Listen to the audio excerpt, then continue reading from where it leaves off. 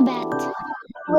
هذا بيجيبوا لنا الأكل كمان مش نظيف، يا بكون مش مطبوخ. إذا بدي أروح أجيب أكل يا بدي نص ساعة يا 5 دقايق يا 12 ساعة. كتير الوقت يعني اللي بدي أروح أجيب فيه الأكل. نفسي تخلص الحرب ونرجع على بيوتنا. نفسي أرجع أروح أشوف معلماتي وطالباتي وأكمل دراستي عشان أصير طبيبة.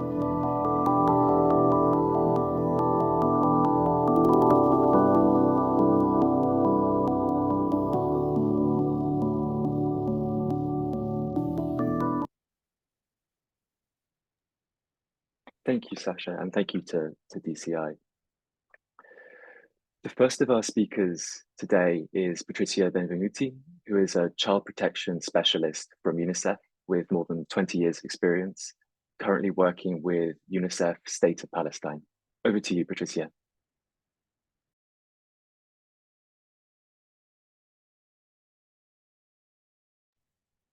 Can you hear me?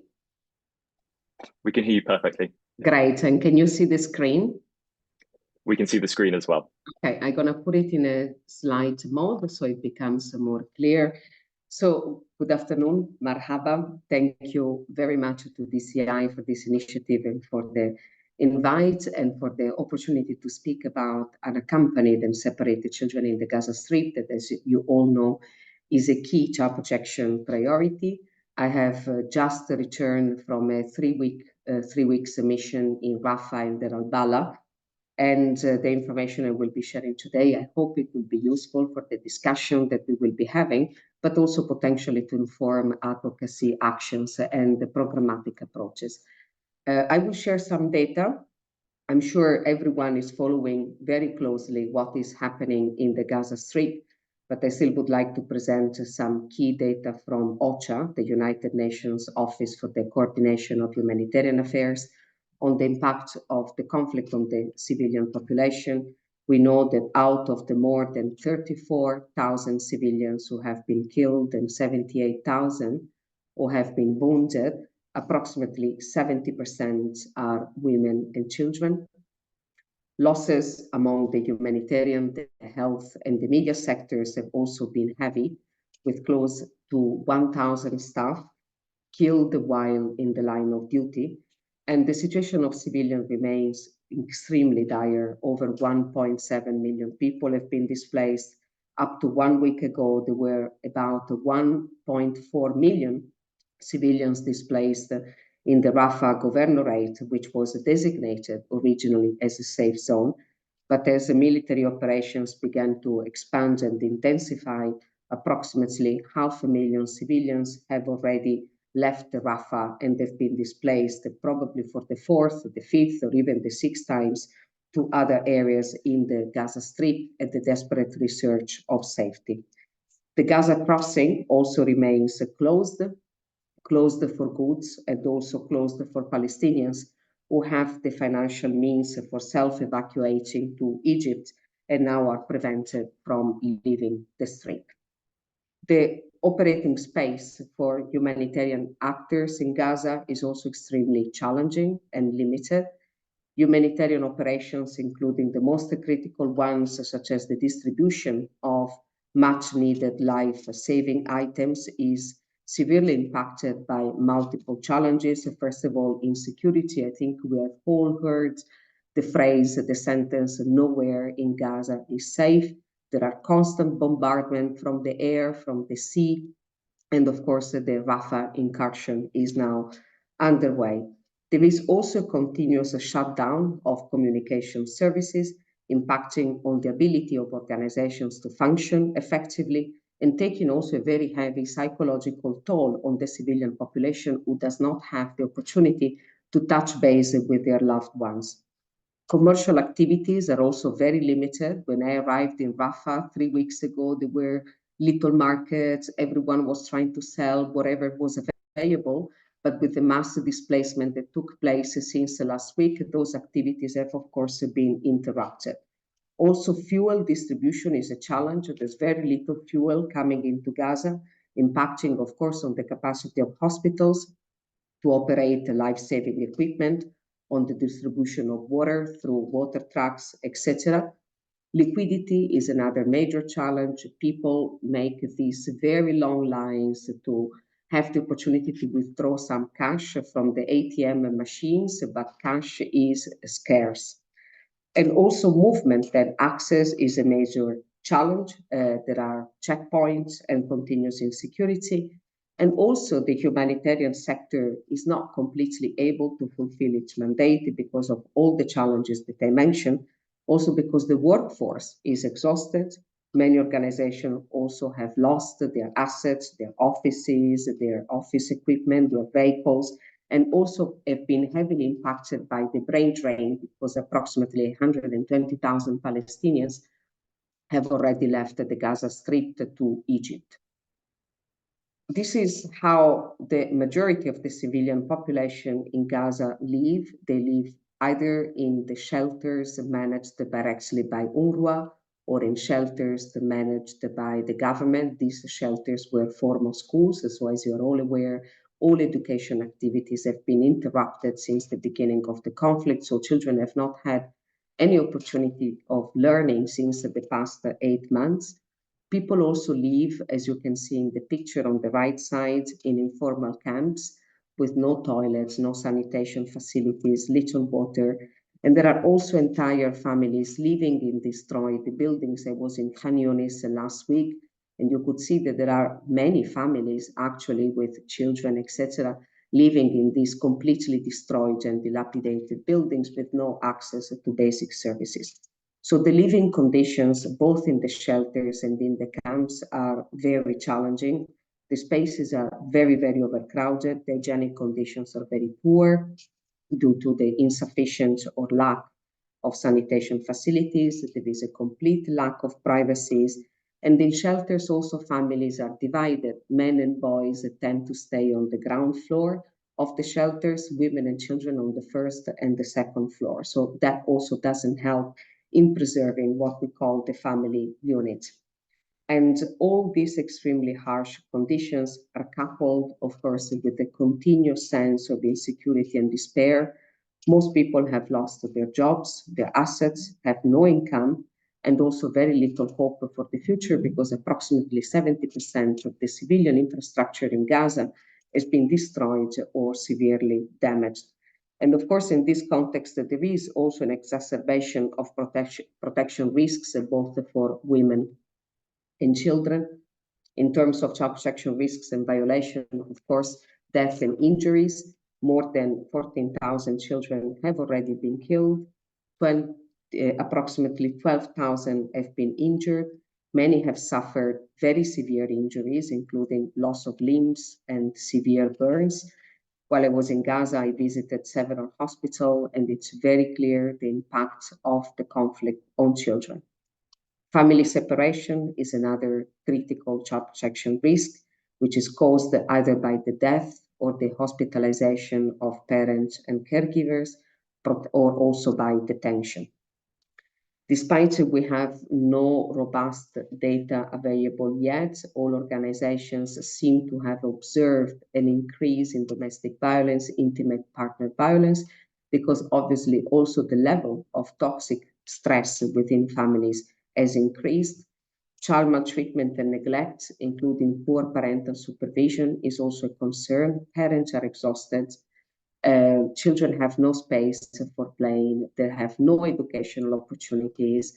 They roam around in the streets. You can see them trying to sell little things. So there is also an increase of child labor and possibly also an increase of child marriage that, as we know, are negative coping strategies that family utilize to cope with extremely different circumstances in which everyone is in. And then, of course, mental health. Children are experiencing grief, loss. Whenever you hear the sound of the planes, you also hear the sound of the children crying. They are terrified. There's a disruption of their routine, continuous insecurity and uncertainty. And you can also see children having adopted a very destructive behavior. Levels of anxiety and depression seem to be very high in accordance to the few focus group discussions we've had with parents. More specifically on unaccompanied and separated children, UNICEF has estimated that there are approximately 17,000 unaccompanied and separated children in the Gaza Strip, constituted roughly 1% of the total displaced population. And this figure is based on global estimates, in accordance to which, in situations of mass displacement, unaccompanied and separated children constitute between 3 to 5% of the total population. However, in the Gaza Strip, we estimated the numbers to be low because the family ties and family values are very strong. And what we've been observing is that unaccompanied children are there, but not in huge numbers. And there are actually larger numbers of separated children, children who have lost the parent because of death or because they're temporarily separated. And these children are taken care of by the extended families. There have been very few data collection on protection and child protection because, of course, all the focus is on delivering life-saving interventions, water, medical supplies, food, etc. But the few assessments that were conducted by the ICRC, UNICEF, and UNRWA have confirmed once again a relatively low number of unaccompanied, but a large number of separated children, again, in the care of the extended families. There are very few official data. The Minister of Health has recently shared these figures that there are approximately 15,000 orphans. It is not clear if they're referring to single orphans or double orphans. We're following up. However, the fact that we have not been able to identify many unaccompanied children, it doesn't mean that they are not there. As I mentioned, access is a serious challenge. And we estimated that there might be a certain number of unaccompanied children, both in informal shelters, in informal settlements, shelters, and hospitals. What we have seen, however, is that the community spirit and solidarity is very, very strong in Gaza. And there are a number of self-inspired and self-established community-based initiatives. We have visited a couple of shelters, quite large, hosting approximately 80 vulnerable households each. The large majority are widows with children, and we're trying to provide the support with them and link them to the humanitarian community. When it comes to unaccompanied and separated children, as you all know, as child protection practitioners, there are many risks and many concerns. The first is about also having a very limited presence and capacity of authorities and their blurred mandates. The Ministry of Social Development of the Palestinian Authority in Ramallah is present, but their capacity is extremely depleted. They do not have an office. They have difficulty moving across the street and fulfilling their mandate. And of course, future governance configurations in Gaza remain pretty much uncertain at the moment. There are challenges, as I mentioned before, in identifying unaccompanied children in hospitals and shelters. There are a large number of children who are separated in informal kinship care, but they're not registered, not assessed, and not monitored, and those placements for now remain informal. There are also few national and international organizations working on unaccompanied and separated children. As I was mentioning before, the operational capacity of partners is also seriously constrained.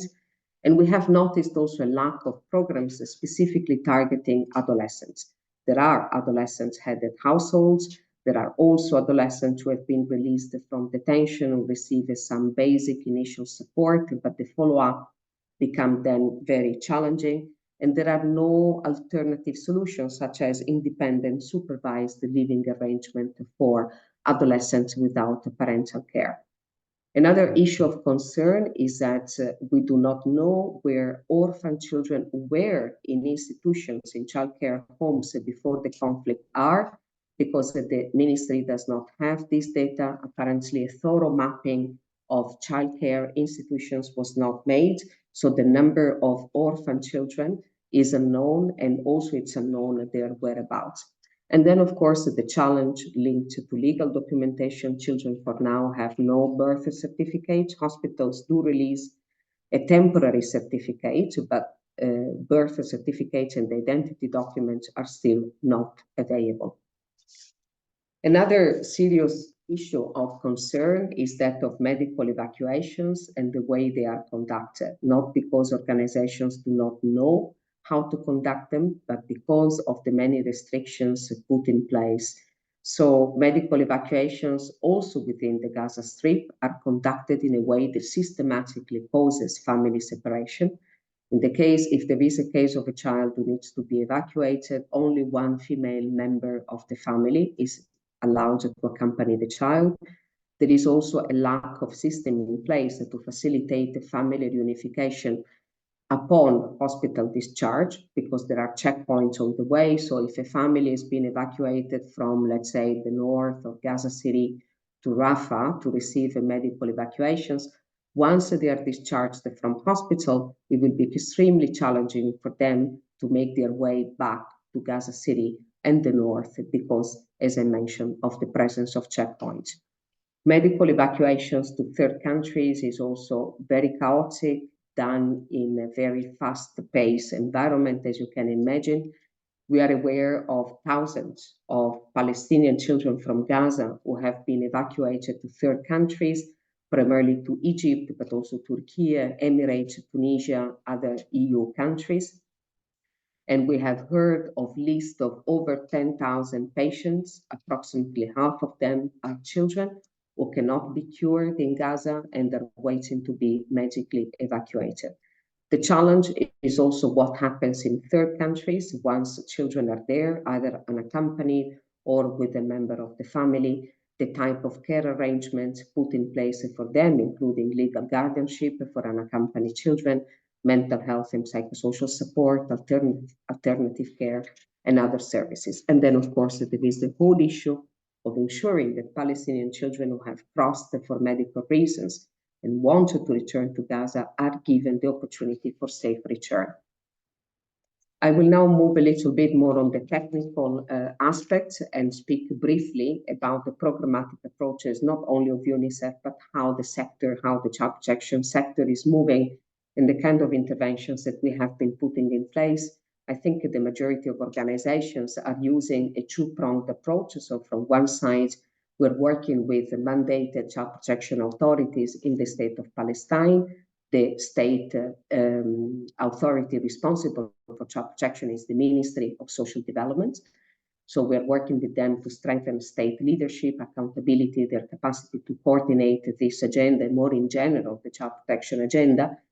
And of course, we're working with the many national and international, and of course, the UN agencies working on the issue of unaccompanied and separated children. There's a lot which has been happening. We have set up an ad hoc technical working group on unaccompanied and separated children to facilitate the coordination. We have developed the standard operating procedures, the referral pathways, the registration tools, etc. The Ministry of Social Development has established an interministerial committee to guide the unaccompanied and separated children agenda. And last December, the Minister of Social Development issued an adoption ban for Palestinian children from Gaza. I think this is very important because we know that when a durable solution for children cannot be put in place, it is very important that this ban has been introduced. On prevention, we're also working very closely with the communities on the ground, trying to sensitize families and provide some tips on how to prevent and also respond to family separation, which numbers to call in case a separation happens. We are disseminating these kind of messages every time that we can, either through SMS, leaflets, and radio. We have also distributed child identity bracelets, particularly for children under the age of 6, who might get lost more easily while doing errands in communities. And then, of course, we have put also some form of response in place and secured alternative care options for children deprived of parental care and family tracing. The good news is that family tracing is going really well. Gaza is a relatively small community, people are connected, so it has not been so far extremely challenging to identify the families and organize the family reunification. So we have noticed that children stay in the shelter, unaccompanied children stay in the shelter for a relatively short period of time. I would say an average of 3, maximum 4 weeks. I have collected some quotes from children. I will not read them all. I'm sure the presentation will be shared with all of you, but these are the voices of children that I think it would be nice to share. Of course, the children were speaking Arabic. This is just the translation, but I hope it can give justice to their thoughts and their words. One of them said, "I wish I could live in peace. I want my life back. I do not want to hear the drones anymore, because this is a constant sound in Gaza, day and night. Everyone can hear the sound of the drones, and especially children are complaining all the time about how the drones is not making them sleep, how it is making them anxious. I want to go home, but I do not have a home anymore. I do not want to live in a tent. It is too hot during the day, too cold in the night. It is full of flies, and the sound of the drones is making me crazy. I do not have my things. I do not have my toys anymore. I have lost everything. We face every possible problem. Our house was destroyed, and my parents were killed. I have nothing left. This year was my last year in high school. When will I be able to go back to school? What will happen to me? Why is this happening to me? What did I do? Why me? Why me? Why is this happening to us?" And this I remember very well, was an adolescent girl of about 15 or 16 years. And adolescents are very angry at the situation, and they keep asking, why me? Why is this happening to us? Why are we being held responsible for all the horror which is going on? I go to bed feeling afraid. I wake up feeling afraid. I lost my mother and my father. I make these small bracelets and I sell them to make some extra money for my auntie and my siblings. This is a child who was taken care of by the auntie together with her siblings because the father and the mother were killed. I saw things that the child should never see. I saw the body of my auntie dead and her children cut into pieces. My brother's head was cut. I could not even kiss him goodbye. I am the only survivor of my family. My mom, my dad, my siblings are all dead. Our house was beautiful, but it was destroyed. My dad was a lawyer. My mom worked as a secretary in a school. The only thing I have left is this phone. It has many photos of my mom. It is the most precious thing I have. I miss my mother so much. So to hear these words coming directly from children was, of course, heartbreaking, and you can really see the sense of despair that children have and how much they desire to go back to their previous life. I will conclude my presentation just to share some advocacy messages of UNICEF. Of course, UNICEF continues to press world leaders on every occasion for an end to violence and humanitarian access to the whole of the Gaza Strip. We are advocating for an immediate ceasefire, for all parties to the conflict to respect the international humanitarian law, to prevent the loss of civilian and children's lives, outbreaks of disease, and to provide care to the sick and the wounded, for the safe and unrestricted humanitarian access to and within the Gaza Strip, to reach affected populations, including in the north. All access crossing must be opened.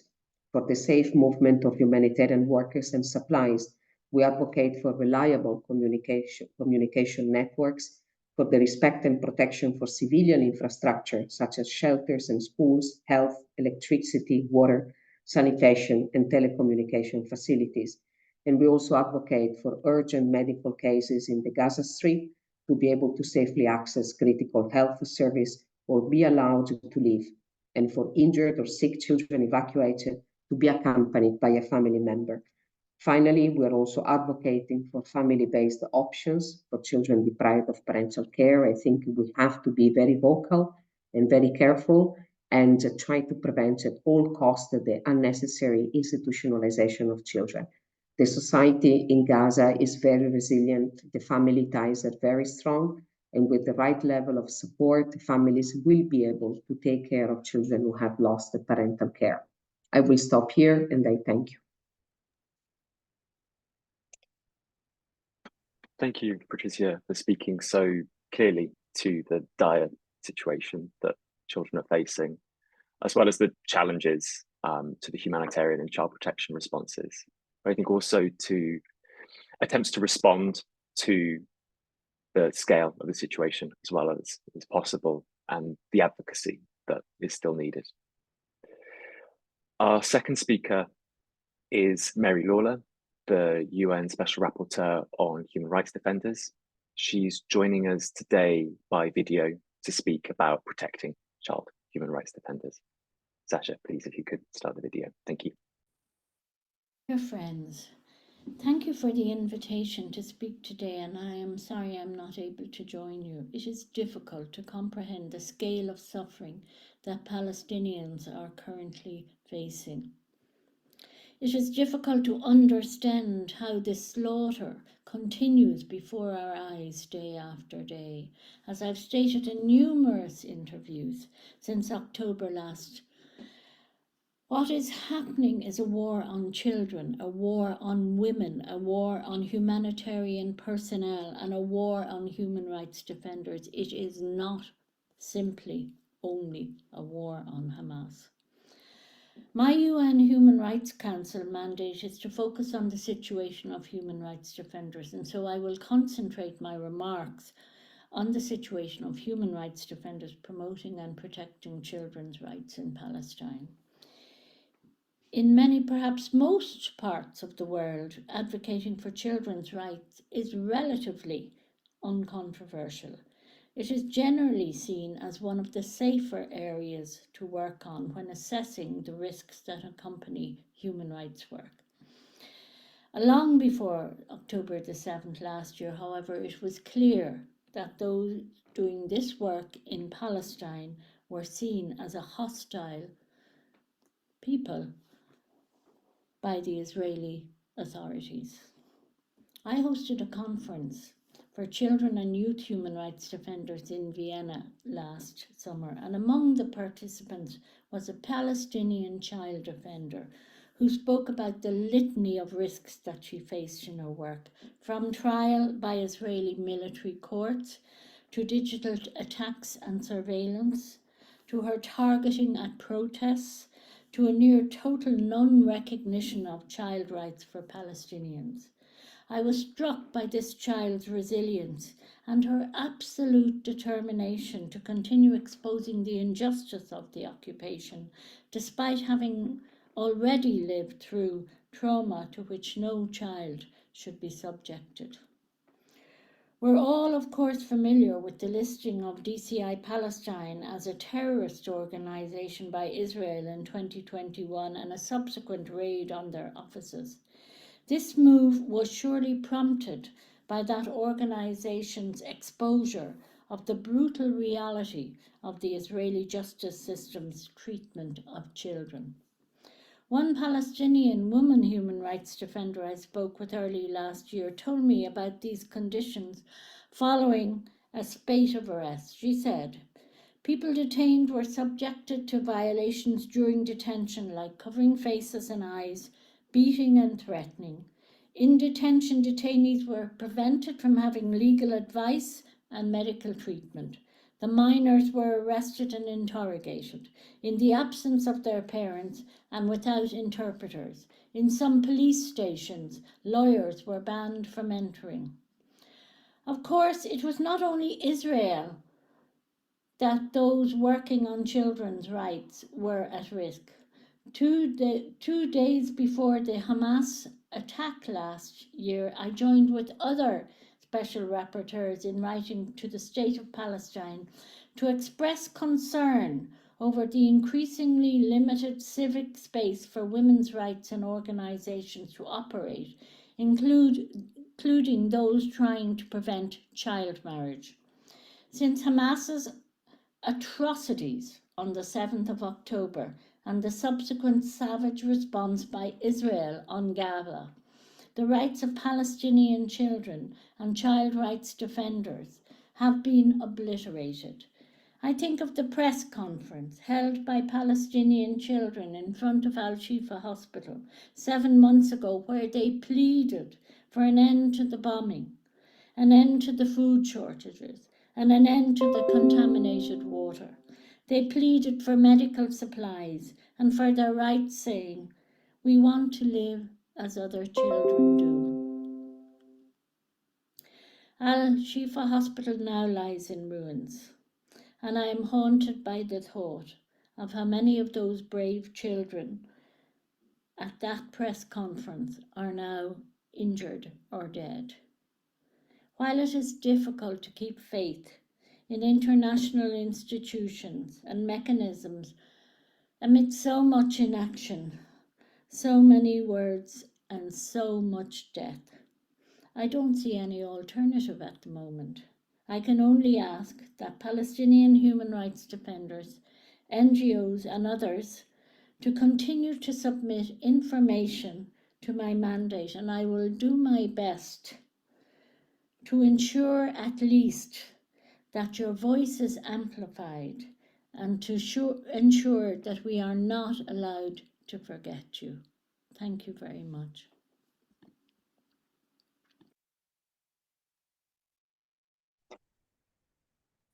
Thank you, Mary Lawlor, for sharing that message and for speaking to the challenges that face civil society, including child human rights defenders, for their advocacy on and in Palestine. It's my honor to now introduce our third speaker, Dr. Hassan Abu-Sittah, a renowned surgeon who's worked in hospitals in Gaza at the end of 2023 and a powerful advocate on this issue. Please, over to you, Dr. Hassan.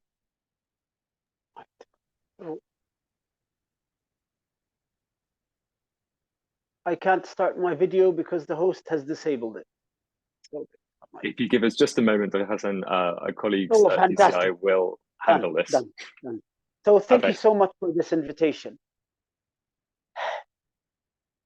I'm sure everyone here finds themselves in the situation where just when you think that nothing about the ferocity, the viciousness, the heartache, the magnitude of catastrophe surrounding this genocidal war surprises you, a piece of information sneaks in, and it takes you aback. It guts you, and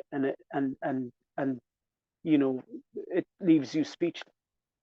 Yesterday, I met with a friend who is a surgeon and one of the last surgeons to leave Rafah before the tanks rolled into Rafah border.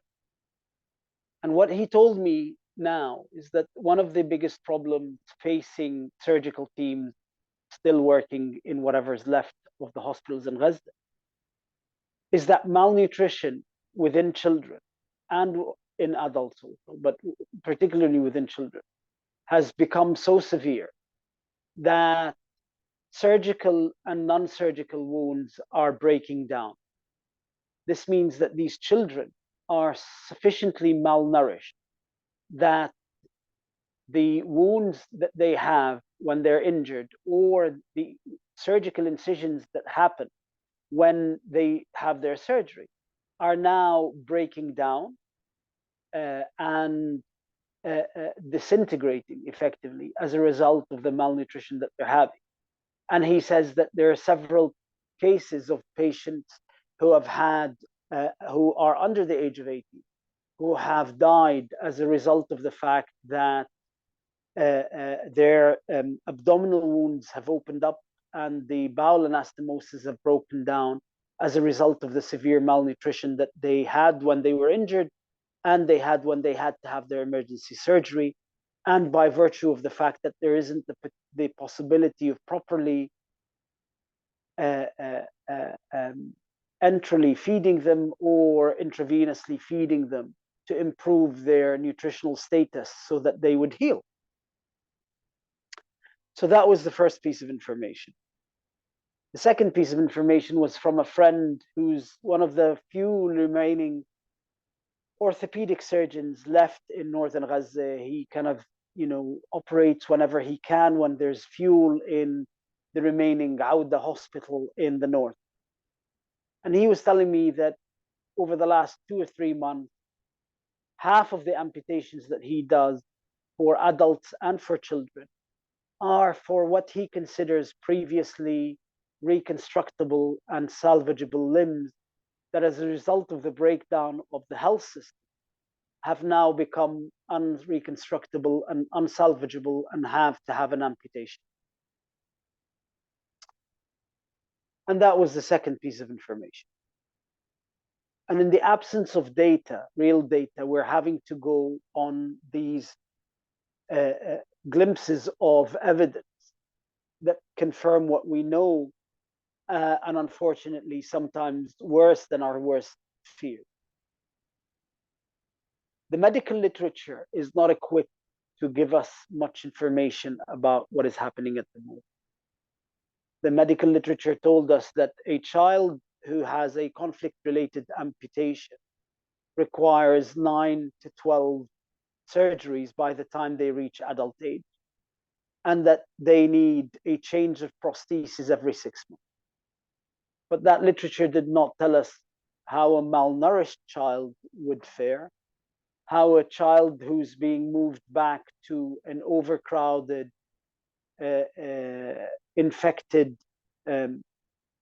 school that's been turned into a center for the internally displaced, his wounds, his stump will fare, and how many, or hers, and how many surgeries they require.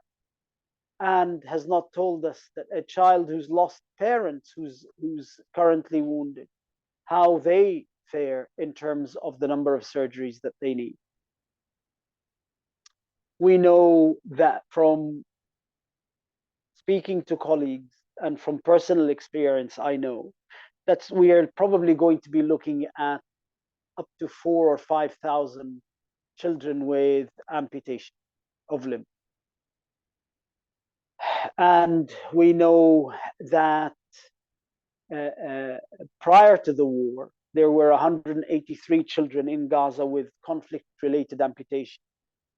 And of the 2,000 adults with conflict-related amputation, a third were injured when they were children. We also know from a video that Al Jazeera International ran that the center that provided prosthetics for children in Gaza, which was based at Hamad Rehabilitation Center in the north, just at the edge of Shatit camp, was overrun by the Israeli army, and then the soldiers torched the whole place. And so although the physical structure is there, the place has been gutted. As the last speaker highlighted, there's around 10,000 children who need surgery. But the thing about war injuries in children is that as the kids grow, as the body grows, the uninjured parts of the body grow at a much faster rate than the injured parts because of the scarring and the fibrosis. And so war-related injuries in children, these children need to return back to surgery for releases of contractures around joints, for further reconstructive surgery as their body develops. The legacy of this war on children, and as early as October, I was noticing that half of the kids that I was operating on Shifa and Al-Ahli were children. Half of them, the patients were children, and that it felt like a war on children from the very beginning. And that this phenomena that we had noted in Shifa Hospital, wounded child with no surviving family, was by the time Shifa collapsed and was surrounded by the Israelis for the first time, 120 of these children at Shifa Hospital. God knows how many of them are there now.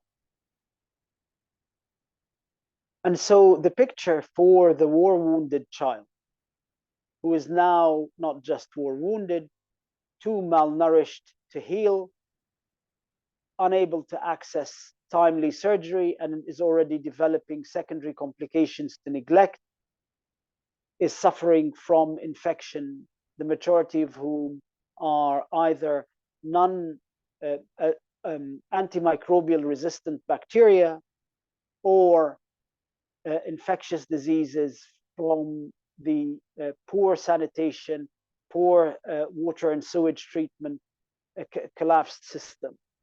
All of these, so with infection, all of these means that the wounded children are in dire danger of losing their lives as a result of the injuries that did not kill them, or having a potentially reconstructible injury become a permanent injury, or a potentially limited disability becoming a life-limiting disability.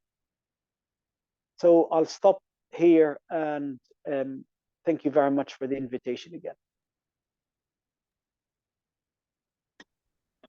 Thank you, Dr. Hassan. And how true, but just as we believe nothing new that emerges can shock us, we find more that leaves us completely speechless.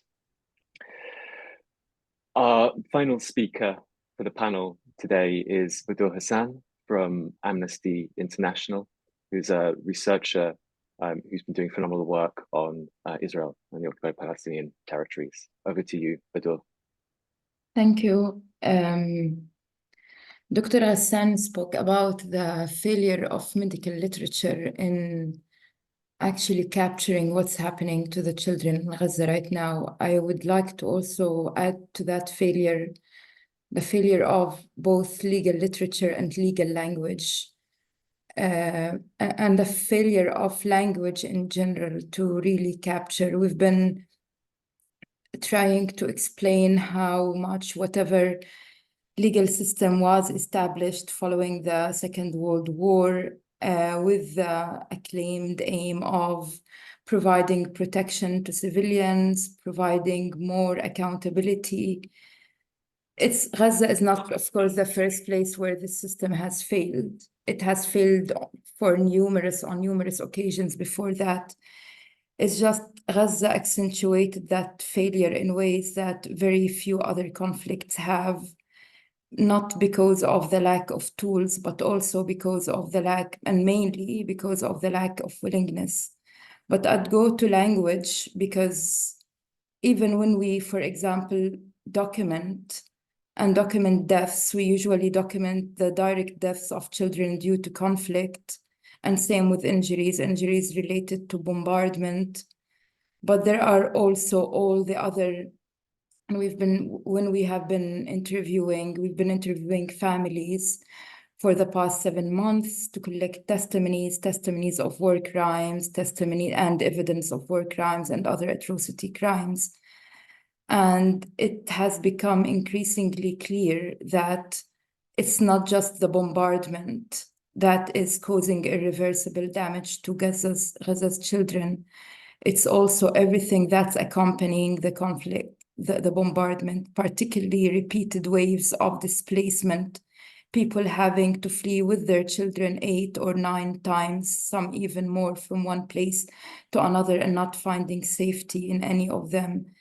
The effect that this is having, the effect of illnesses, children who before the war were vulnerable, talking about children with disabilities, children who struggles, even children who lost their wheelchairs, children who lost their assistive devices because their homes were bombed, children who lost any kind of protection. And while we always talk about how tight-knit the community in Gaza is, but these displacements are leading to the tearing apart and destruction of a once solid social fabric. And once this social fabric is torn apart, once the father is not there, the mother is not there, or even if they are there, they are way too traumatized to even care for their children. The damage that this will have on the mental health of children is, after this war ends, and hopefully it will end soon, the dust of the war will settle down, there will be another war facing Gaza's children, just like after every so-called, and even that description, it's usually described as rounds of fighting, even though the nature of these wars has never been cyclical. It's been almost every time that a war ends, those who do survive, at least physically, have to start thinking of how to reconstruct and how to rebuild their lives. And for children, this has been particularly difficult. Those who have undergone amputations, those who have lost everything, including losing their schooling. And I've been struck when conducting interviews with families by several things. I've been struck by the number of mothers we interviewed and who told us that they have no capacity to love their children anymore because one of the women we interviewed gave birth to her child just as her other child was killed in her own hands when a bomb struck. So whenever she looked at the eyes of her newborn, she kept remembering the child she lost. Another displaced woman told us that she cannot properly take care of the child because she's unable to provide hygiene. She has no privacy to take care. And she, instead of trying to cuddle the child, to sing him lullaby, to do anything that a mother is supposed to do, she's just trying to secure baby formula. She's unable to breastfeed. And for her, failing to breastfeed the kid is seen as a sign of her failing her own child. The fathers, unfortunately, there's the tendency when we count the numbers of deaths, also legally speaking, we keep saying women and children, ignoring and dehumanizing Palestinian men, and also ignoring the effect that the fathers, losing the fathers, so many of the men and the fathers we interviewed over the course of our research told us about how much they have tried to keep their children safe. Part of that was to abide by displacement orders, even though deep down they know that there is nowhere safe in Gaza, to do everything that they could. Many of the fathers told us about how after the war their children would ask to sleep with them in the same bed because they are too scared to sleep on their own. 10, 11-year-old children. One father told us, I try to do everything in my power to save my children. He was displaced with his 3 children from Gaza City in November, seeking refuge in Rafah. And after that, in December, all his 3 children were killed in an Israeli airstrike when he went to the supermarket. And he told us about feeling that he failed his children because he could not protect them from the Israeli bomb. That as a survivor, feeling survivor's guilt because he's the only one, and just wishing that he was killed among his children, with his children, not knowing what meaning life will have now that he has lost everyone from his family. It's the effect that this is having on the entire community, on the family fabric in Gaza, and on children's ability to rebuild their lives. And when we talk about children generally, we also need to remember that also in the West Bank, in terms of numbers of children killed, in terms of numbers of children injured, and in terms of the displacement also happening. We're talking about more than 20 communities displaced due to state-backed settler violence and other coercive measures by the Israeli authorities since the 7th of October. And one woman who had to give birth also when she was displaced told us, the only difference between this war that Israel is waging on us in the West Bank and the war being waged on Gaza is that this is a war without bombs. But this is also a war of displacement, a war when we also don't know how to keep our children safe, how to keep our children safe from settler violence, how to keep our children safe from displacement, how to keep our children safe from being shot by a sniper if they happen to be in a confrontation when the Israeli army raids the village, and especially with the increase of Israeli forces raids on Palestinian villages. So it's across the occupied Palestinian territories due to home demolitions and due to the already entrenched policies, because it's not like after this war, Israel has suddenly stopped its other policies of residency revocations, of restrictions on family unification, of restricting Palestinian children from the West Bank ability to receive treatment inside Jerusalem. all these policies continue to affect Palestinian children. But now add to that the effect of this war and the relentless bombardment and the way that this war has immeasurably affected children in every possible facet and affected the only safe web, the only safe corner that these children could have counted on, which is their families as a small level and the community at large. And we really, the struggle awaiting us, all of us as those working in law, in international law, in medicine, in every possible department, is how to also make sure that the language we come up with somehow is able to first capture, frame what we are going through, what our children are going through, and to also insist on accountability. Because again, the problem is not due to the lack of tools of accountability. The problem is the tools are there, the willingness is not there. And those responsible for the killings, amputations, permanent disabling, displacement, repeated displacement of children, of the destruction of entire generations of Palestinians in Gaza beyond repair, must be held accountable. The ICC must issue arrest warrants. This cannot be a rumor. The pressure has to be employed on the ICC and on the countries with universal jurisdiction to hold the Israeli forces that have continue to commit appalling war crimes and appalling war against children, to make sure that at least we cannot get these children back, unfortunately. But what we can do is make sure that justice is served. Thank you. Thank you very much, Budour, for bringing in those violations taking place across the whole of the occupied territories and the escalation that we're seeing on that front, as well as the failure of the language that we're seeing in response. I can see from the questions that we have coming in that these are topics that we'll be picking up across the Q&A session. On that note, we're moving now on to the questions and answers section of our webinar. We have some questions coming in already, but please, if you have questions that you'd like to ask, if you could include them in the chat, and I'll be putting them to our panelists. The first question that we have coming in is, do any of the panelists have thoughts on the mechanisms in place to hold members of our own governments accountable internationally for their complicity in genocide?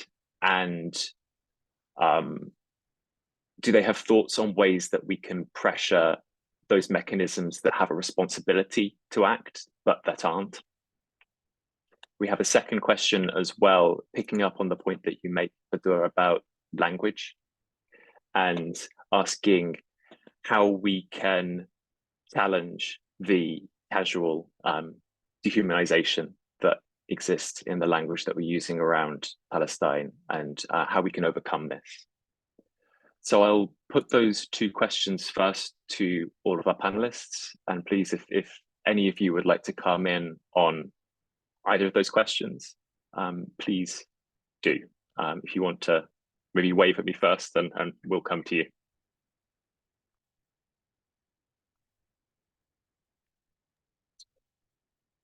Please, Budour, I can see you unmuting yourself if you want to go first.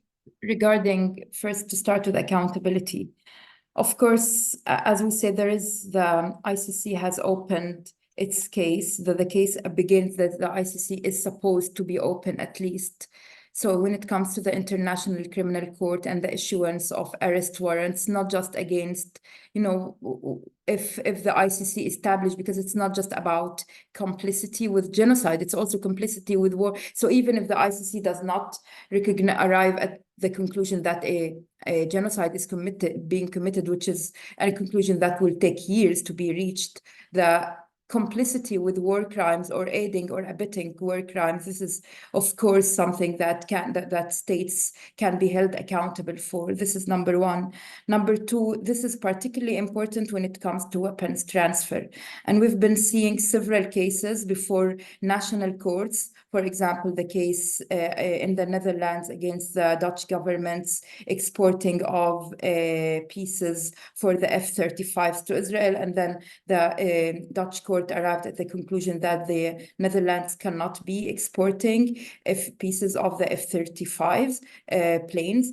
And when it comes to weapon transfer, of course, there are other cases being pending before national courts, and precisely using these points that countries that export arms or parts of arms or parts of weapons or jets, that when they have the knowledge that these weapons can be used in the commission of atrocity crimes or grave violations of international law, these countries risk being complicit with war crimes. And it's not just also the countries, it's also the corporations.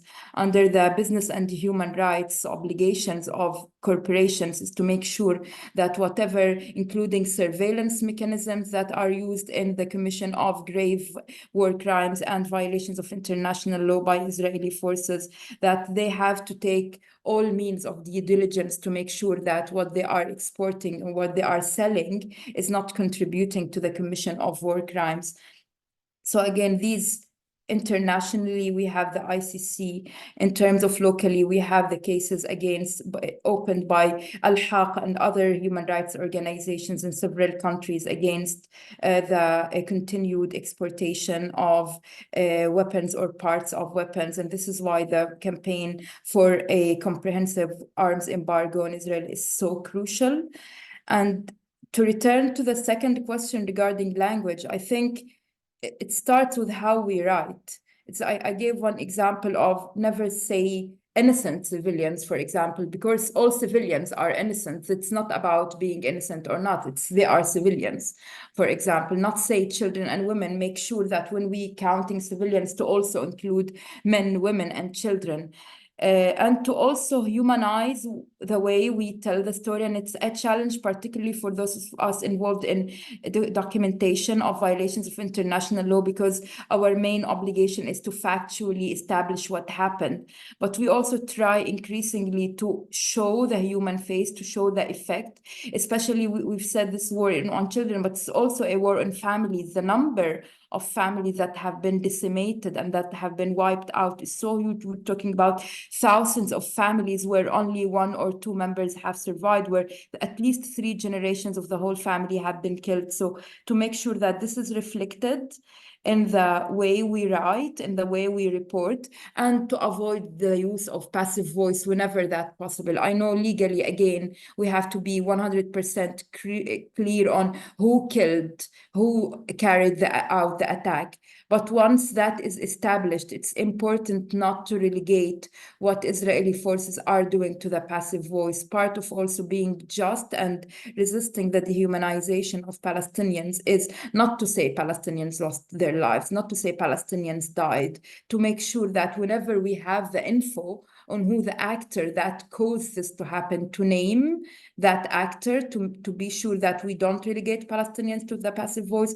So all of these are very important. And some of us, of course, have more tools, as those of us who have to write legally. We are confined, our lips are tied, our hands are cuffed, but many others are not handcuffed by the same obligations entailed on the legal scholars. So there is always way more margin for them to speak things that we don't have.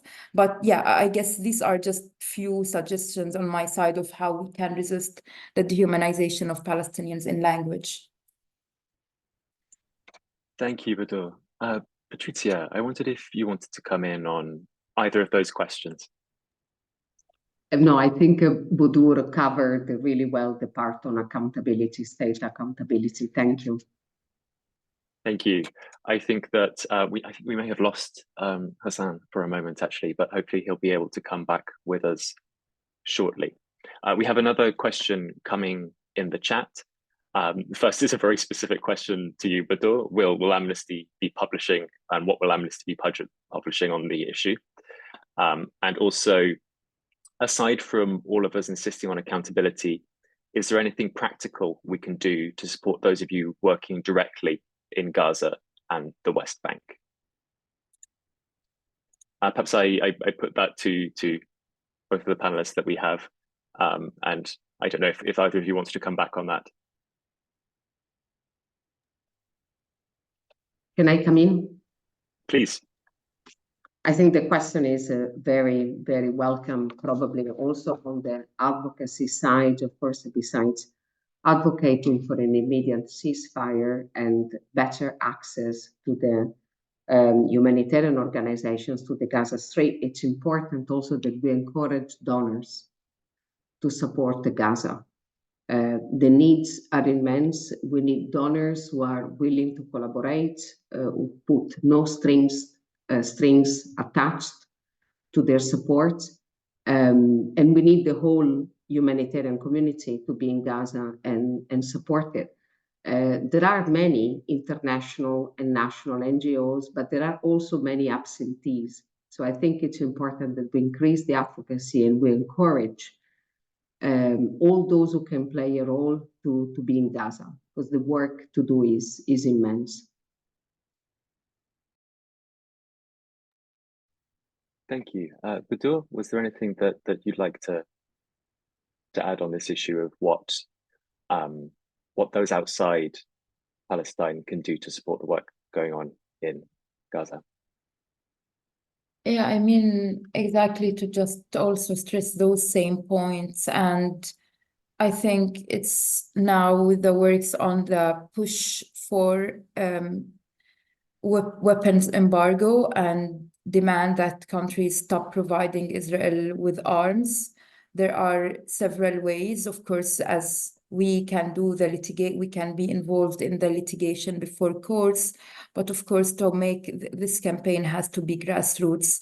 And I think this will not only affect what's happening in Gaza, but it will have far-reaching implications even beyond.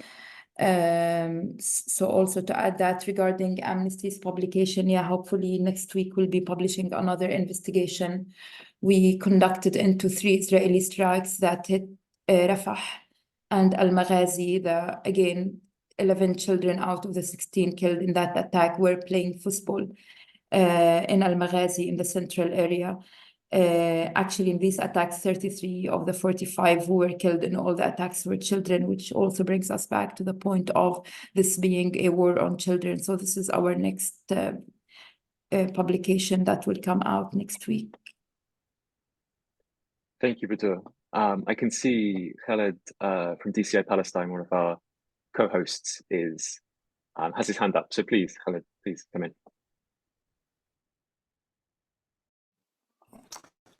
Thank you very much, you. And I would like to thank the speakers for the incredible, the very important presentations that they shared with us, especially the colleagues who've been in the ground and as eyewitnesses of what is happening, in particular Patrizia and Dr. Ghassan, and the analysis that Budour shared with us. Myself, since I'm following the issue from the beginning and by minute, I'm following the consequences of the Israeli genocide in Gaza, regardless the description of the crimes on Gaza, but we are talking about atrocities, and we are talking about a community with the children. Around 50% of the communities are children. So yeah, I agree totally with the speakers that it is a war against children.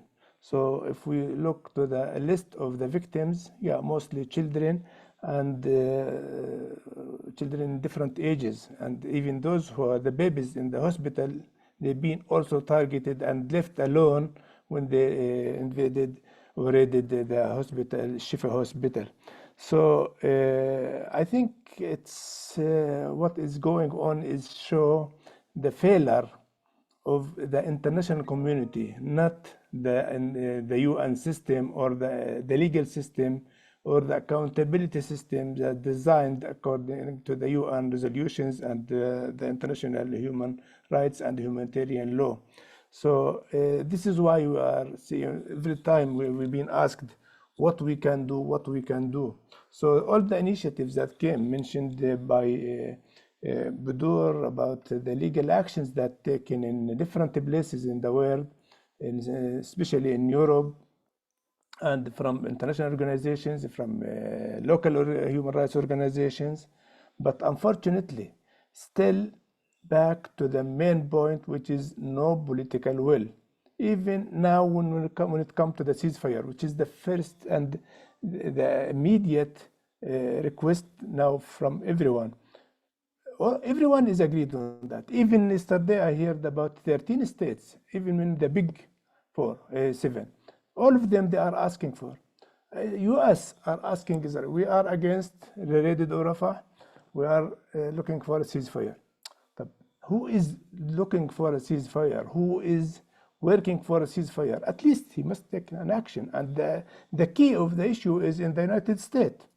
They can stop it in 1 minute if they want. But it is a propaganda. It's now become clear that they are playing big bong between each other, while at the same time the killing is continuous, the atrocities is continuous. And in this occasion, I would like really to thank and to appreciate the initiatives that came from the students in the universities. All these initiatives, it came because of the failure of the international community to hold the criminals accountable, or to stop at least the atrocities in Gaza. So I believe that since the system is there, but not functioning well because of no political will, I think this is now the ball is in the other side. The people who elected those who put them in this as decision makers and in the political level, who are not even sponsoring the genocide on Gaza, and of course the atrocities and the killing and the war crimes in the West Bank. So I think from our side we will keep do the work, and I very much appreciate those. I can consider them as adventures. Like by chance, Patrizia is with us because no one is protected in Gaza. Even the UN team. We heard about many cases that just 2 days ago, the driver and one of who accompany him been targeted and killed the driver and injured the lady who been there.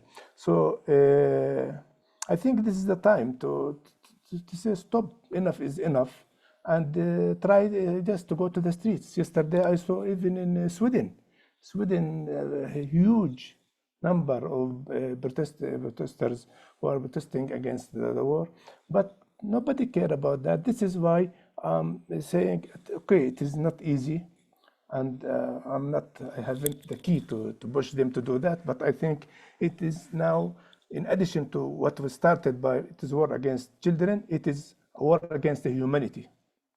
The humanity is targeted, and the silence of the people is, I don't want to consider it furthermore, but I can say that it is the time to take an action, because in the political level, they are complicit with these crimes. And of course, if you go back to the Convention Against Genocide, those who are have the possibility to prevent the genocide and do not do that, they are complicit, considered complicit.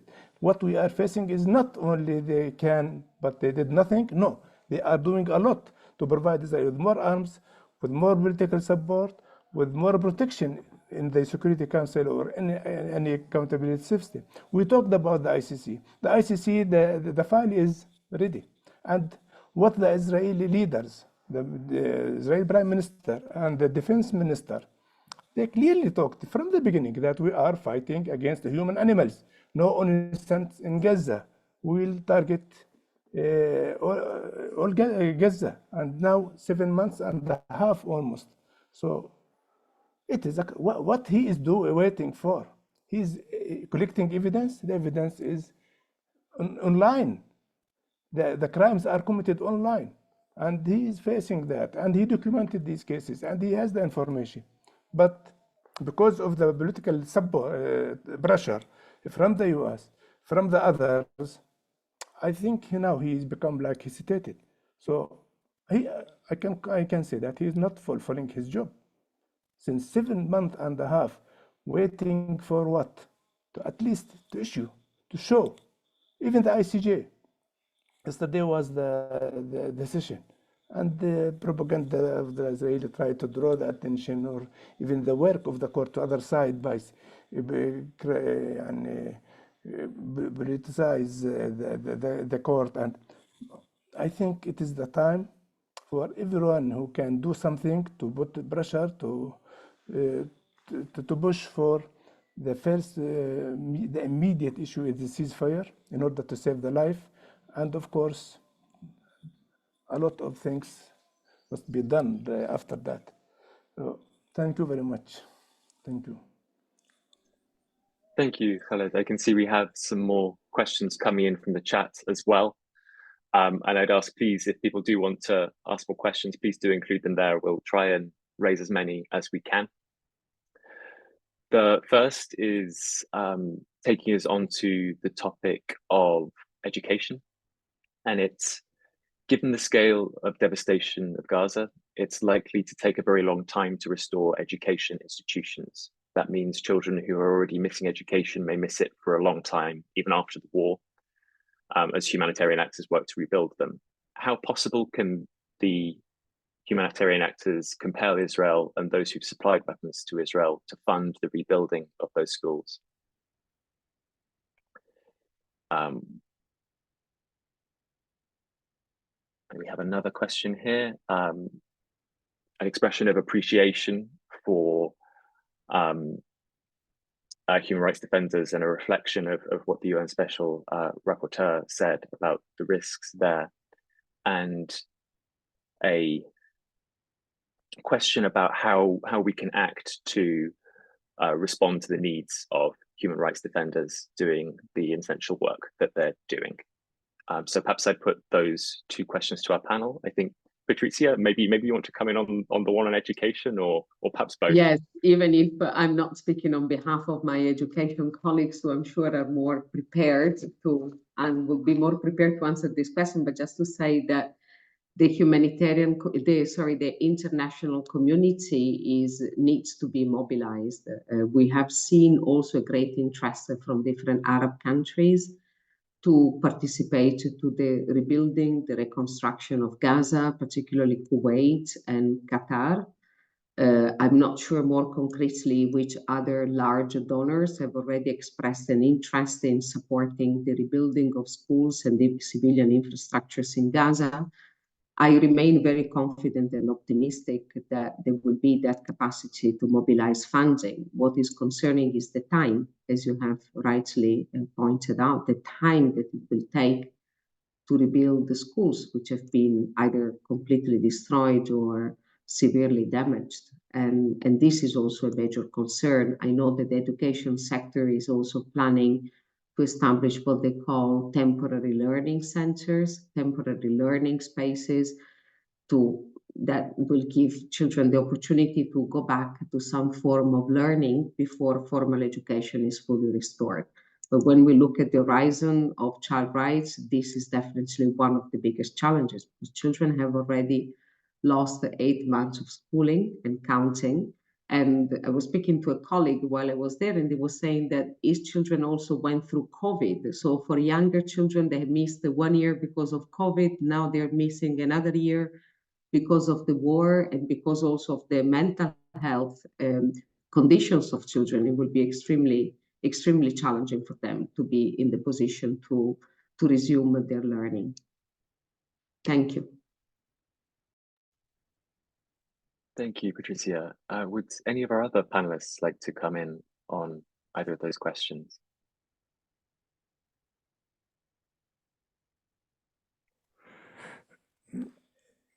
Can I talk? Thank you very much. Yeah, the education, when we talk about the consequences of the atrocities in Gaza, is right to education is not mentioned because people are just focusing on the right to be alive, to keep survival.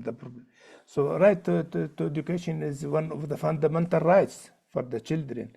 And as Patrizia said, since 8 months, now almost 7.5 months, no education. Even in the West Bank, the education system is not working well because every night there is raided to the, not night, early morning to Palestinian communities, cities, until the morning and sometimes after the morning. So just yesterday, Israel announced about 30 raided to different places in the West Bank. So education is not working well, but in Gaza, not working at all. So I had a meeting with the Palestinian Ministry of Education in the West Bank, and already they have like a plan how to manage the education for all the children without even losing the school year. But they are waiting for the ceasefire. They cannot implement any kind of education because even collecting children in the same place for education in such circumstances, maybe they will put them in a high risk to be targeted. So they planned how to do that. Even now they become kind of communication between the staff in Gaza, the ministry in Gaza, and the ministry in Ramallah.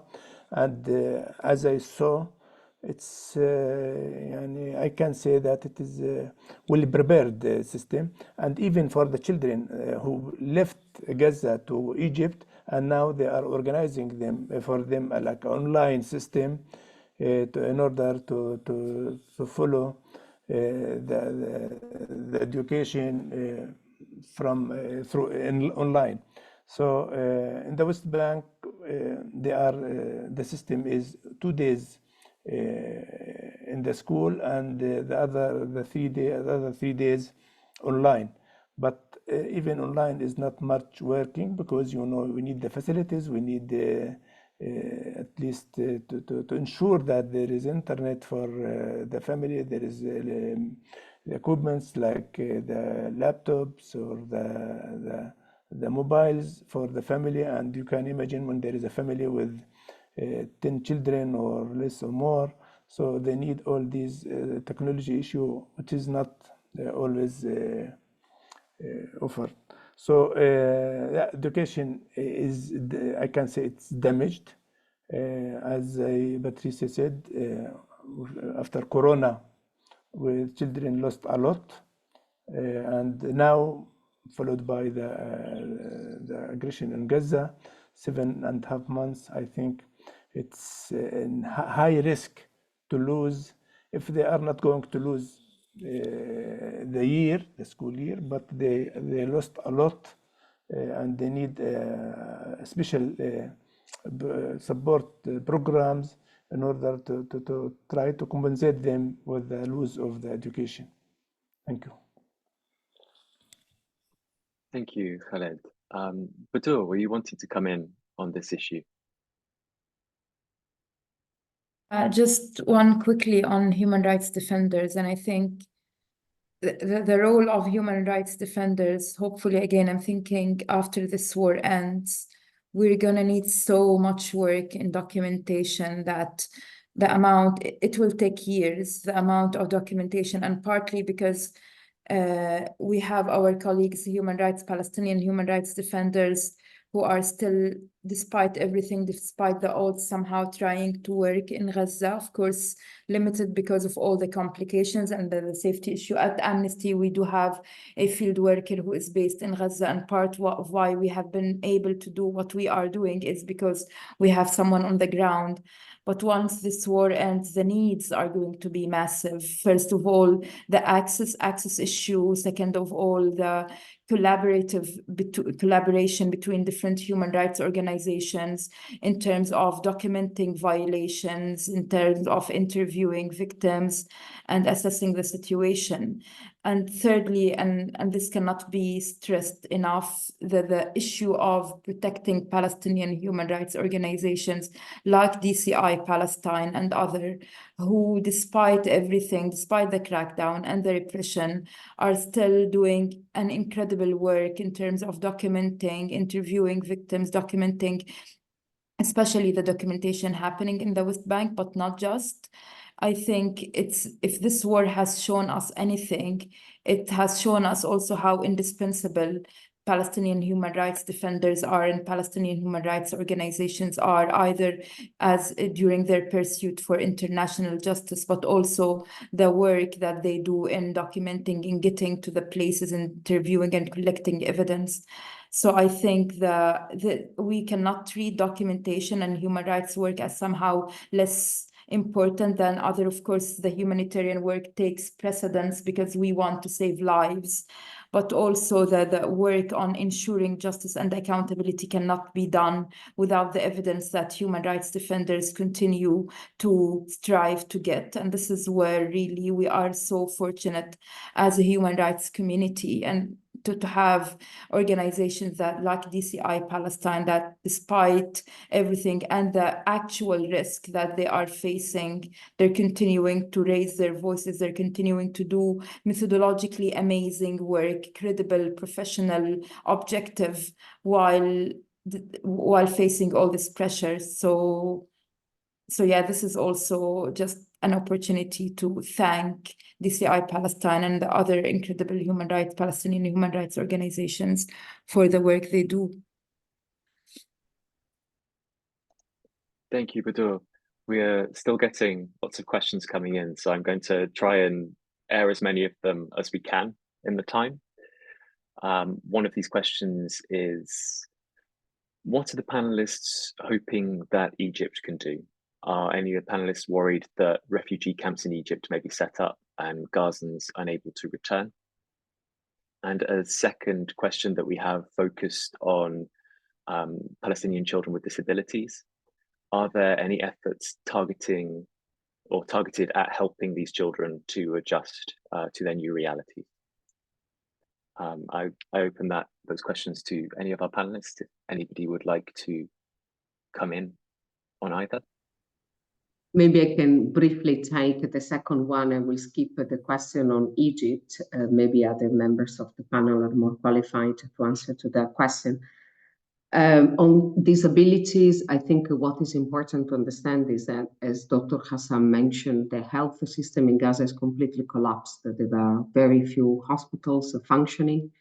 There are, of course, national and international organizations there, International Medical Corps, the ICRC, Médicos do Mundo, MSF, they're all there, Humanity and Inclusion, and they're all working also on the issue of disabilities, including the provision of assistive devices for children. But as the doctor was explaining really, really well at the beginning of our panel, the challenge is that how to make sure that the children are provided with not just one assistive device, but the continuous follow-up that children who have suffered severe injuries need to have access to. So that remains a challenge. What you see right now in the Gaza Strip on the ground is a very emergency-oriented services.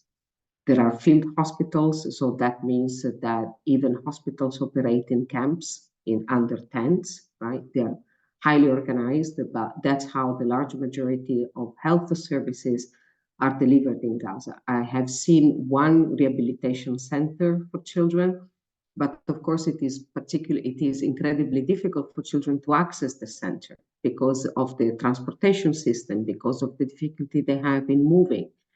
Then we, for instance, UNICEF is providing support to this rehabilitation center, and we offered to cover the transportation cost. But the challenge is that there is no fuel, and the fuel is prioritized. The distribution of fuel is right now prioritizing what are called life-saving interventions. So delivery of medical supplies to hospitals, delivery of food supplies and delivery of water through water trucks across the different communities of the Strait.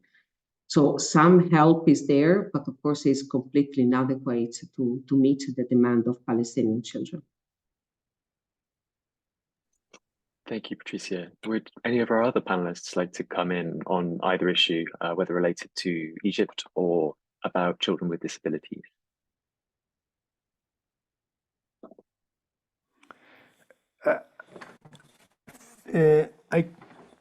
I can talk about the children or the refugees in Egypt. So in Egypt, because I am on touch with many of those who managed to get out, there is no political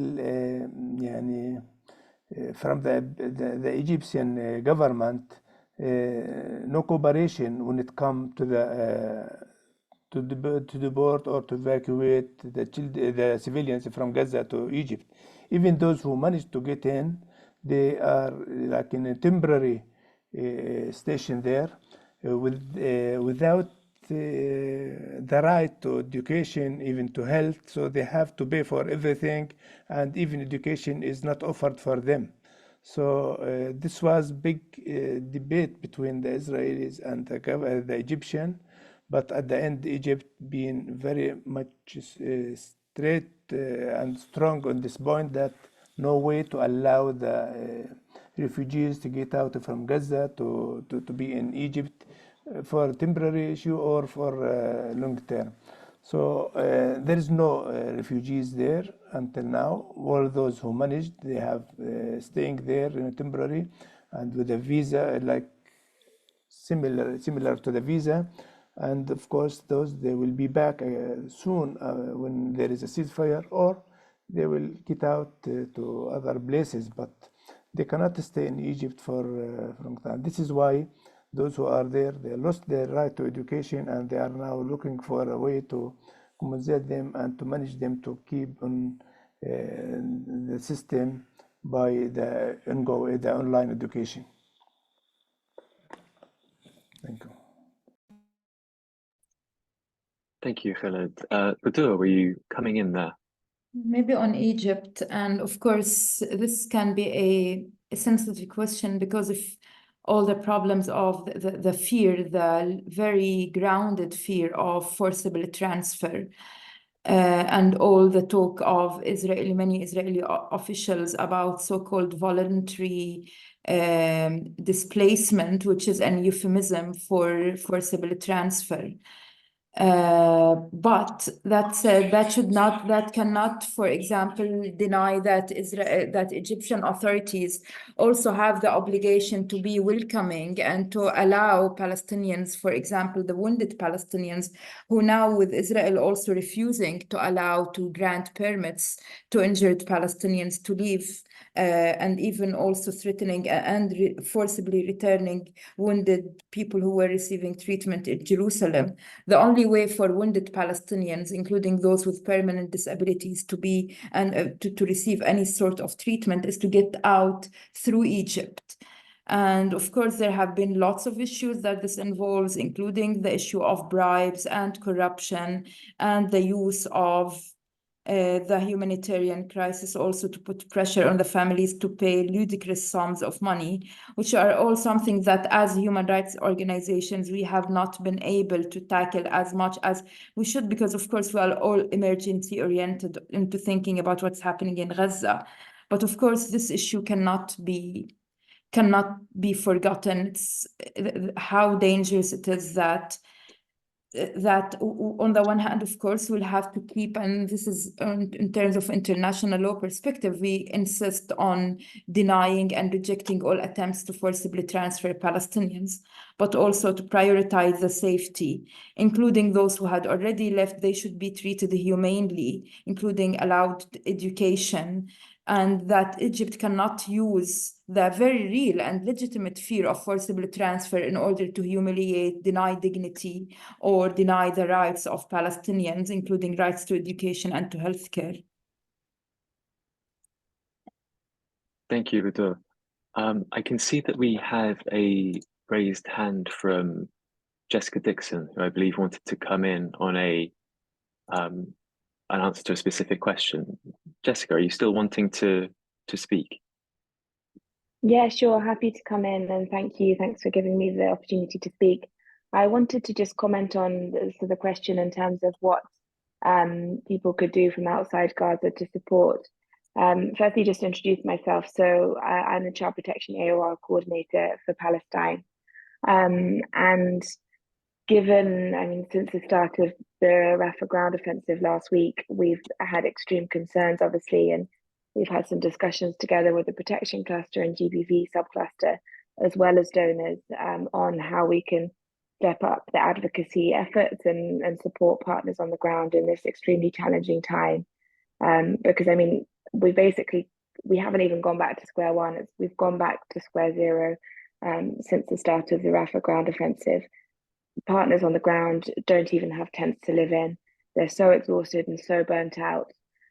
We can't guarantee any of their safety for the implementation of activities. So asking partners to carry on and to deliver is just not ethical at this time.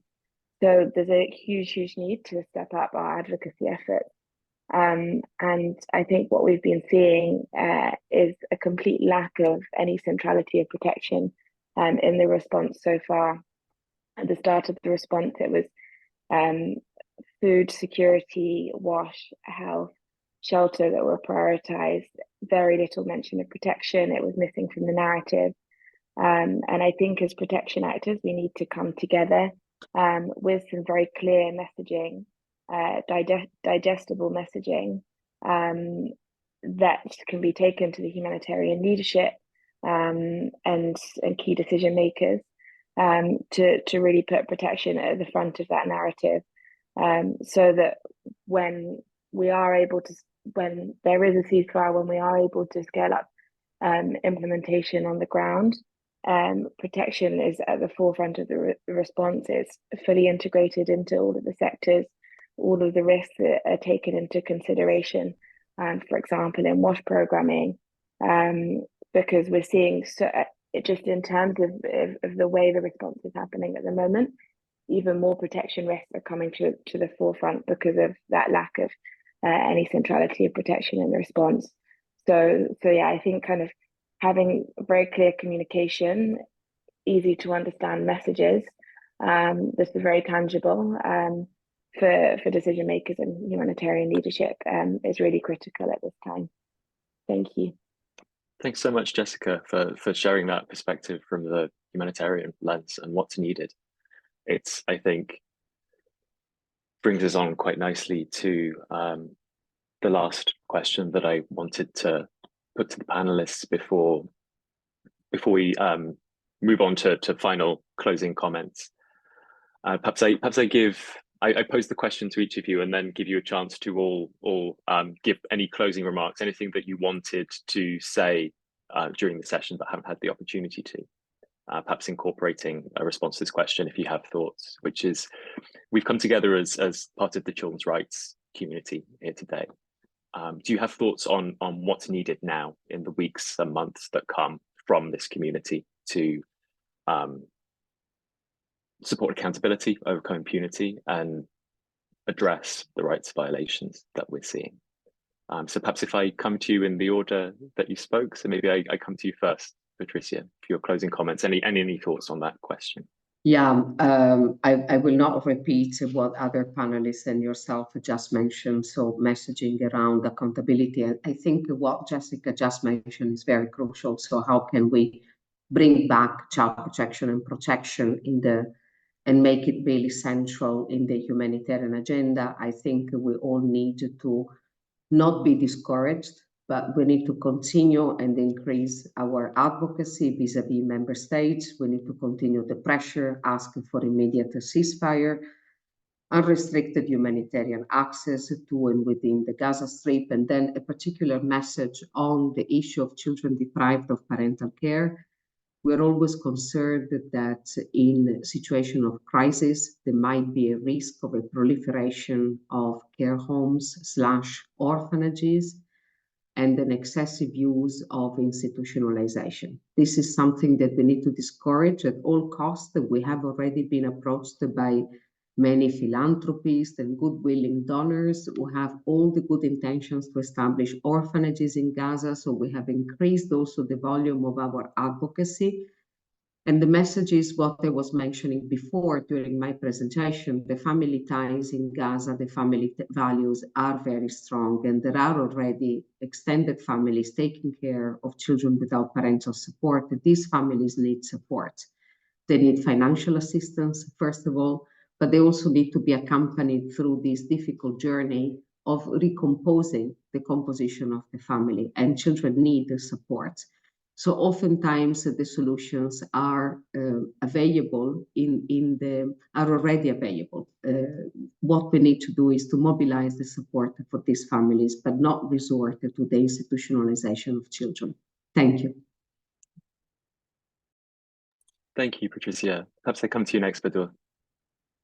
Yeah, I don't have much to add to what Patrizia said. I just want to also remind ourselves really that, again, I keep getting to the issue of once this war ends, perhaps too hopeful that this nightmare will end soon, just to recall that what this war will leave behind, and Patrizia gave one example of what awaits those who have lost parental care.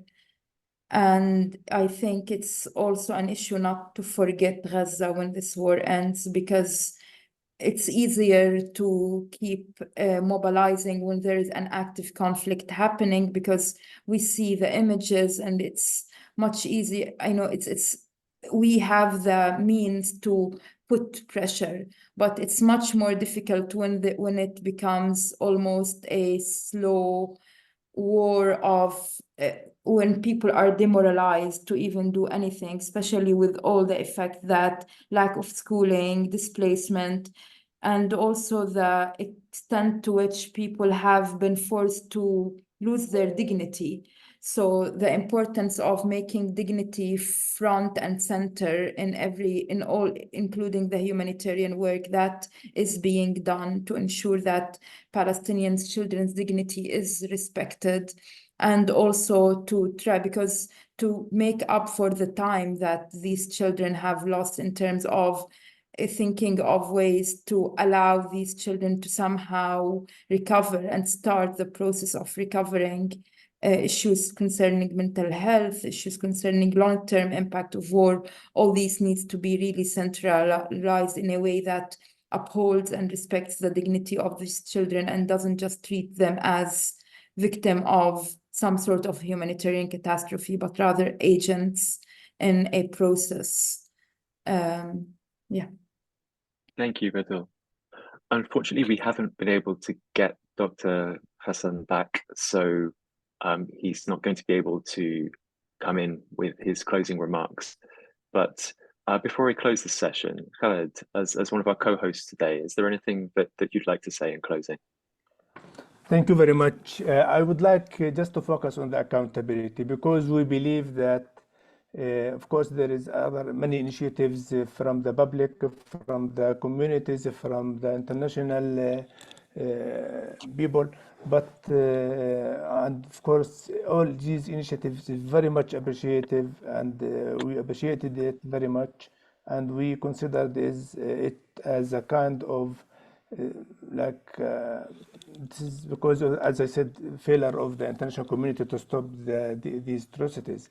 But by the time we in Palestine we live it, and of course we all very much care, all the speakers, all those who care about the case of the victims, care about after the math, like after the war, to ask the donors to come to rebuild the communities, to rebuild the schools, the hospitals, and it's kind of normalizing the life under the occupation. And the occupation is very much happy about these actions, and even them, they used to start to ask the Gulf states and others to come to build. They are damaging since they are committing these crimes. Yes, just Blinken the state of the Secretary of State of the United Nations. He was in the CRIN, and he was stressing that Russian must be responsible to compensate and to build all the infrastructure that damaged. Now they are doing all these things, and they did it since 76 years ago until now. Never hold accountable, even when it comes to at least to rebuild the infrastructure that they damaged, and the schools, the houses. So I think this is the role of the UN, just now to go back to say that UNRWA is doing the work of the occupation, because the occupation are damaging, the occupation are displaced people, and UNRWA is taking care of them. So why UNRWA is established in order for a political reason, not for this issue, in order to just to keep doing like the fireman, to do the work of for the damage of the Israeli, to do that. I think this is the time to hold Israel politically accountable for all these crimes that they are committing, and also to go back to pay for all these restrictions that they did, constructions that they did. So 60% of the houses now is in Gaza are damaged. Who will do that? Now to start to ask people to give us money to do that? They have to do that, the Israeli. They are the ones who damage it without any reason. And it was clear that in the media they are talking that we are doing that. So why to ask the international community to do that? I think this is the time to hold them accountable, just not only because of the Palestinian. It should be kind of a lesson to all the criminals around the world, that every criminal, state or individual or what else, they have to hold accountable and to pay the cost for all these crimes in Ukraine, in Palestine, in Africa, in Sudan, everywhere. So I think the case back to the last words, that it is a war against the humanity, and this is the role of the humanity to hold the criminals accountable, to ensure that never more. Thank you. Thank you, Khaled, for bringing us back to the point we started on, the desperate need for accountability and for justice. I'd like to thank all of our speakers today for your powerful contributions. It's been an honor to be here with you. I'd like to thank all of our participants as well for joining us today. It's been great to see you all here. As we close, I'd like to remind everyone that there is a fourth and final webinar in this series that will be taking place on the 31st of May, where we will be joined by Anne Skelton, the chair of the UN Committee on the Rights of the Child, the UN Special Rapporteur on Housing, Balakrishnan Rajagopal, the former director of the US State Department, Josh Paul, and a member of the UN Independent Commission of Inquiry on the OPT, Chris Sidoti. In the chat, my colleague is now sharing a list of resources that's been compiled by CRIN on campaigns and advocacy opportunities related to Palestine, which includes a mapping of attempts to use legal procedures for accountability. And throughout the series, DCI and CRIN have been compiling some of the points that have been raised during the webinars, and we're seeing a strong desire for a network around this issue, for a place where we can continue to learn from each other and connect. So we're hearing you on this, and if this is something that is of interest, please do reach out to us. I'd like to thank our speakers once again. It's really been an honor. Thank you so much for joining us today. Thank you. Thank you. Bye. Goodbye, everybody. Thank you all. Thanks. Thank you so much.